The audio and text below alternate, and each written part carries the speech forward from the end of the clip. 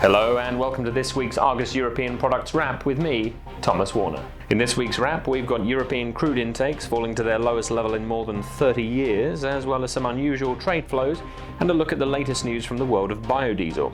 The latest Uroil stock data has revealed that European refineries took in just 8.1 million barrels a day of crude oil last month, which is the lowest amount since at least January 1990. The figure equates to around 65% of total capacity, which is well below the 70% recorded in November as a result of two more shutdowns in key market France. Lower European production is keeping transport fuel refining margins moving upwards, even with end-user demand reeling from fresh COVID lockdowns. Jet fuel margins are close to 9-month highs at the moment, despite passenger numbers at major European airports being down by around 80% on the year.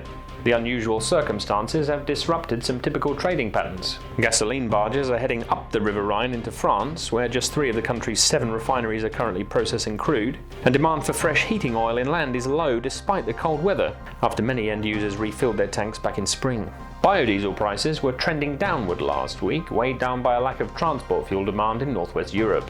But prices of the used cooking oil that's used as a feedstock in biodiesel production continued to climb, as renewed lockdowns in China and Malaysia closed restaurants and reduced the volume of waste oil being sent west. I'll see you next week, but in the meantime make sure you stay tuned to Argus European Products.